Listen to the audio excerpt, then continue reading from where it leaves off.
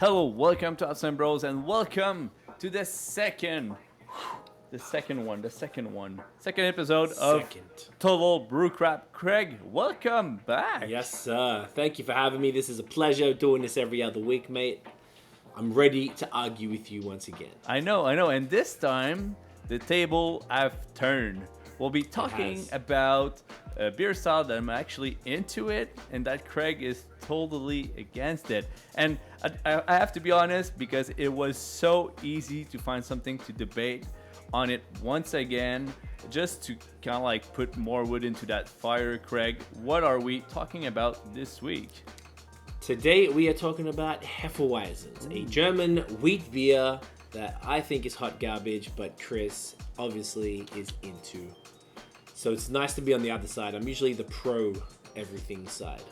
So now I'm gonna be shitting on a beer today. Oh, you'll see, it doesn't feel that good being a bit negative about something. No, it doesn't feel good at all. But we'll see if this episode is total Brewcrap or not. So yes. To kick things off, since it's me that's going to be the positive one today, I'll start off with the 1 minute plea about this fantastic style, which is Hefeweizen. So without further ado, let's jump into this one. Thank you, Philip DeFranco, for that reference once again. Love your stuff. Boom. All right, so Hefeweizens, those fantastic wheat beers that sprung in Germany with those fantastic phenolic aromas like bananas, balanced out with the spice and the refreshness of a wheat beer.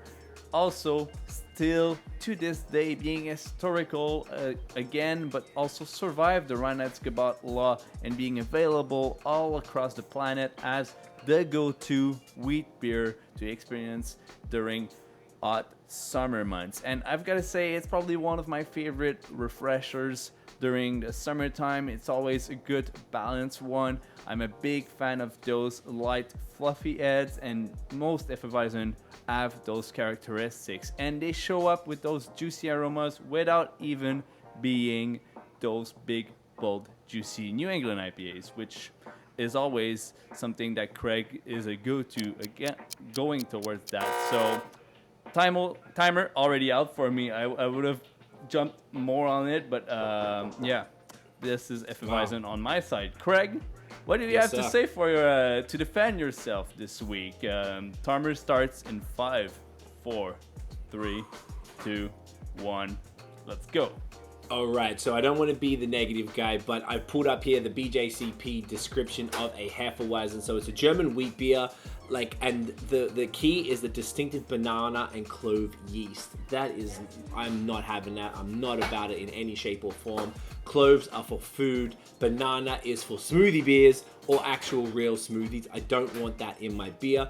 There's also something in here that said about a bubblegum aroma. I don't want bubblegum in my beer either. This is just, I understand it's a classic style, but it's something I was into like 10 years ago when I didn't know jack. I had a beta palate. I was learning about beer, and I drink these now and I cringe. I can't get through more than a couple of sips of these things. They're sweet and sticky, and just all the banana phenolic vibes. It's just, keep it. I don't even want to say anymore. No to Hefeweizens. No. You're dropping your 5 last seconds for that? Dropping it. I didn't even need to. It's just... God damn. Oof. It's shocking. I'm shocked. I'm shook. Right now, look at my hands. They're shaking. They're shaking. I wasn't expecting that. You're attacking me with the BGCP guidelines. I'm attacking you. I know, right? Pulling it against you. So, shall we debate? Shall we? I think we should start a debate, Craig, and I want to hear more about those bubblegum flavors. Like, you're a big fan of all those, like, smoothie beers, lactose into beer, add more sugar there, more adjuncts here and there, and now bananas, bubblegum, it's all kids flavors, something that you're actually into, those aromas in your IPAs and your milkshake IPAs and all that. Why doesn't it fit here? Like, I need explanations. I think that's a very fair that's a fair assessment. Bubblegum, I don't believe bubblegum is mostly a good sign in anything, or if it is, it's only in a small, narrow amount of styles. It's not in any of the haze, it's not in any of the smoothies. So whilst yes, bubblegum is kiddie and all this shit that we drink and it's fun, is all stuff that typically would appeal to kids, but that bubblegum is just, no, I just don't like it. It just doesn't work. I'm just looking back here. So, and then the banana and cloves, they're the main ones that people keep talking about. I used to really love Wells banana bread beer, but that had a fake ass banana like flavor, right? It wasn't like a more real banana element to it. And it's like, I remember drinking, there's a place in Melbourne called the Belgian Beer Garden, I think it was called that. And we used to go there and drink, usually, what's the big, is it Lowenbrow am I thinking of? What's the other one? Hoegaarden. Yeah. Hoegaarden, yeah. And that's the classic one. So I'm talking, this was like 15, 20 years ago. This was like maybe not 20, probably like 15 years ago. So like that was big then, but I didn't know jack about beer. And then I drink them now and I'm just like, it's, whilst I love all the other traditional German styles, I'm loving Helles and all lagers, all things crispy and Oktoberfest and Marzens and Czech Pil, all that shit. Like I am about it. I love it. I can't get on board with this. Doesn't mean that I won't eventually. It just, like, it's that sweetness it's unwanted sweetness. I would much rather the over the top, like I'm drinking pureed raspberries than there's a bit of banana and a bit of clove that should be in your bread or in some nice Indian food or something. I don't want it in my beer. I just don't like all those spices. I can't get with a lot of the Belgian styles because of that. Like it's such a turn off for me. So it could just be my palate. But but I can see, you know, I can see where you're going with that, and also just to add a little bit, bubblegum aromas in beer are indeed something you can find, but mostly it's not always something you want. And you were right on that point. It's often described as like a default, like not a default, but something you don't want enough flavor in your beer. But in some beers, a lot of beer styles, if you look through the BJCP guidelines, usually some of those off flavors are sought after in the guidelines. Like I think I forgot which lager is accepted some diacetyl in there. So having that bubblegum like flavor, yes.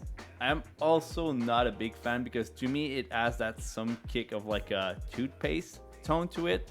That's why I'm more towards like those banana, heavy on the clove Hefeweizen. I think it creates a balance that's not seen much in the beer industry or in wheat beers in general. Usually you're like with those heavily, sometimes like the Belgian moon stuff with like the citrus in there and all the other spices they're putting in there. Like it's always too heavy, a bit too sweet, a bit too on the orange juice, and it's always never like on the perfect line of like getting the cereals, getting those nice little phenolics of the bananas aromas, and then the clove just settles in, creates some dryness, and kind of like brings up the bitterness that's always a little bit sought after when you're drinking those like classic style of beers. Like just getting that nice refreshing balance. I think that's what Hefeweizens have been always about, and that maybe it's lacking right now in the industry, someone that does a nice, perfectly balanced Hefeweizen.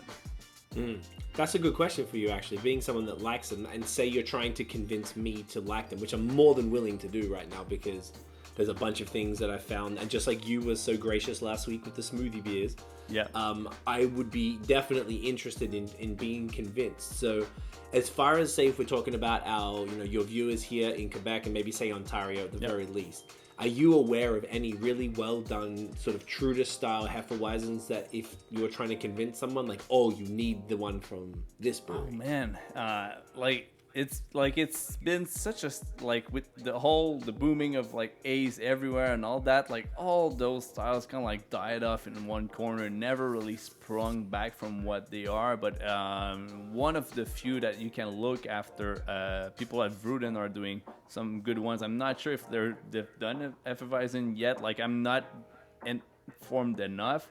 But one of the good ones I've had was from Tuc de Brewery, where I used to be working as a rep, and we've won Ontario's Best Hefeweizen, I think like 5 years ago, something like that. Interesting. At the Ontario Brewing Awards, and that's where like my love for Hefeweizen really like exploded and boomed up, and I was like, you know what? I drink more of that. Like I dig that style, but again, not a lot of people are like brewing it at the moment. I'd be curious to see people like Godspeed being involved into this and maybe brew an Hefeweizen. If they haven't yet, then I'd be like on the lookout to purchase a can or two and maybe send you all of them so you can be convinced, because I'm pretty sure that all those breweries that are doing classics in like a proper way, like proper lagering and all that, like a good effort into those classic styles, they would represent very well those Hefeweizen. And I think that I think it's like pretty much like smoothie beers, you know. We're gonna see a lot of bad ones because people are just gonna do it, and I think that's what happened with Hefeweizen. People were just making them because they needed like a blanche or a white beer in their lineup. You know, the classic 15 years ago craft beer world that we were in was always focused on that range. You need a blonde, you need a white, you need a red, and then you need like a black beer, right?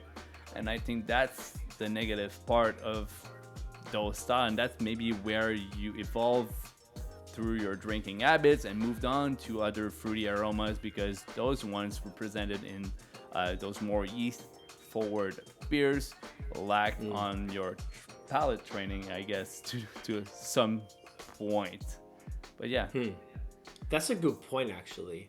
That I don't remember when I stopped liking them, because like I said, I really enjoyed them. Like I went out of my way to try and drink them back in the day. Even like in the last 10 years since I've been in Canada, I remember enjoying them a lot earlier on, the first couple of years. But at the same token, I was heavy into Belgian beers too for quite some time, because they were just so interesting in comparison to the English stuff that I could only access in Ontario. Everything was pretty malty and, you know, pretty straightforward, like you were just describing. So having a Hefeweizen in the comparison to those beers, which are definitely, I'm pretty sure are fruitier and a little more interesting than just what people would call a typical white beer, I would imagine. Yeah. Yeah. So I found them, they stood out. Yep. Yeah, they, that's they right. do stand out more. Right, in comparison to those. So I thought, you know, maybe they felt like the sweet treat that like the smoothies do now, which is kind of what you were saying before. So I wonder if there are any, you know, if people are doing them well enough. That's probably the other thing. So as I learned more about beer, and then I kind of just got over Belgians, I don't really remember what happened. I think I just kept exploring different stuff, and all of a sudden that was just boring now. And then I guess at the same token, you couldn't really find them because the demand really wasn't there, particularly if you're coming into, say, 2016, late 2016, when the haze was kicking in Canada slowly. And it just wasn't cool. If breweries made them, they weren't going to be selling them. Like, I'm going to Bellwoods all the time back then. They didn't have Hefeweizen. They never had that shit. So I think it was probably like lack of exposure to a good one. I remember I got sent, I think it was Weihenstephaner. They did a collab with Sierra Nevada a couple years ago, or maybe it was even last year, and the PR company sent, because they couldn't send it over the border, so they sent it to my friend Rob in Vermont, and he hangs on to it, and I usually just give him half of the stuff for the trouble. And I remember kind of enjoying some of that, like being it was okay, but I had extra bottle. I drank the one bottle, I think relatively, like I was like, oh, this is interesting, because it was a classic, and then I gave the rest away. I couldn't deal with it. So I don't know if that was like an amazing example of it, but maybe here in Canada we don't get fresh. I bet if you have a Hoegaarden in Munich on a summer's afternoon on a thing, it's probably glorious. Yeah. So I gotta double check. I think Hoegaarden is not even it's not German. It's Belgian. It's not German. So what would be the, like, on this link? Okay. Like on this link here. I forgot it would be Weihenstephaner. Exactly. Those guys are like the OGs, like in Bavaria. Am I so they're the correct ones on that? But they are like the OGs. Like that's what they did with Brooklyn Brewery. They did the collab. They did like an hoppy version of Hefeweizens, which is called Apfelweiss, and it's actually trademarked. Oh, okay. That thing is trademarked. I got in touch on Twitter with Garrett Oliver about that, and like I told him, like, is it legit? Like, can you be like in trouble by doing like a hoppy version of an Hefeweizen and calling it Apfelweiss? Which I think it's like a cool variation of this style for people that might not be too in that like clovey banana finish. Instead, you get like a nice citrusy kind of like vibe to it, which is very nice, and adds some crispiness to that beer. and you can use the style name or whatever. And I think Vruden's doing one that's actually pretty good. But Hefeweizen, I think it's a good getaway into those wheat beers if you've been behaving to another path towards like hoppy, juicy stuff. Then if you want to go back into the wheat beers, that would be like a great option. And you're not too far from hazy IPAs because you're still using cereals that create haze, cloudiness, a creamy mouthfeel. Juiciness is just different to this point. So I guess that if one day we find a hop that tastes like banana, we can probably do a New England IPA that's closer to an Hefeweizen than... Can you imagine? I couldn't even. Oh my gosh, that'd be filthy. Okay. I swear I've had some. It sounds familiar. Maybe I think I've had like farmhouse New England IPAs, and sometimes they can be a little. I've had a couple like that where they're hazy, but they're kind of probably using saison yeast, and whilst it's not crazy banana forward, there's still a bit of phenols in there, and it's like I don't know, man. Yeah. Saison yeast is a big phenolic agent, and depends on what saison yeast you're using. But they're always very sensible to temperature too. So depending on where you're pitching and when you're crashing it, it will affect the beer a lot. Like you can get like super dry, nice, crisp out of saison and no phenolics at all, depending on how much time you let it sit and how much temperature you're playing with. And like that's a lot of geekiness in one thing, but I do think that it's fun to have those classic styles to play with those classic yeasts and evolve and create new aromas and play more with actually pairing new technology and new brewing techniques with those older classic yeast would be something that I dig that. Like next summer, if Hefeweizens are doing a comeback and we can get dry up Hefeweizens, hey, I try it and tone down the banana. We might be talking, We might be talking. You need bananas. Yeah, I don't know, man. Fuck. I guess that's my hurdle. It says some examples here, like the Eyinger, Hackashaw, Paulaner, Schneiderweiss, and then Weihenstephaner. Weihenstephaner. Schneiderweiss is like one of the OG. If you have it like in LCBO, like Schneiderweiss is one of the ones that's closest to like the original Hefeweizen. The original. Yeah. Okay. So I guess I'll have to take a look out next. I don't know if we can get many of them here in Quebec. I guess next time I'm in Ontario. Not really, eh? Like there was some imports, but still, again, like Quebec has a very weird relationship with outside imports. It always go through the SAQ, and it's always like some sort of a mess. It's hard to get access to all those like external beers, except like yours, Lambics, and whatever that just gets sold out faster than Boys New England IPAs, which blows my mind every single time. Yeah, I guess they're harder to get, right? Everyone's making haze now, and it's hard. It's still hard to get real lambic. So exactly, but again, Hefeweizens would do the trick if you can't get your New England IPA craze right now. That's a big call. I know, but like if you sit down, put the blindfold on, and move away from the banana taste, I'm pretty sure I can convince you to have a nice one, like a nice full one, without even crying by the end of the pint. Once again, I'm willing to be convinced. I'm not certain, but I am willing to be convinced. And I'll take a look out though. Now we've had this discussion. I'm going to be in Ontario over Christmas, so I will take a look at the LCBO and see if they have any of those German OG ones and not like a Canadian version, like a local brewery. I'll see if they can import, and hopefully they're relatively fresh. But I'll try it. I'll give it a crack, and if it sucks, I want you to send me my $3.50. If it sucks, I will trade you back with some good hazy stuff. But in the meanwhile, I'm gonna be on the lookout to find you an Hefeweizen that will suit your mouth properly and that will pat your baby palate on the right side of things and make you happy in the near future about this style. Wow. Greg, do we have a consensus? Can I call you on Hefeweizen team now or not? Absolutely not. But I am open to potentially being friends with people on Team Hefeweizen in the near future. Willing to try it. I feel like the purists will shit on me in the comments, but that's okay.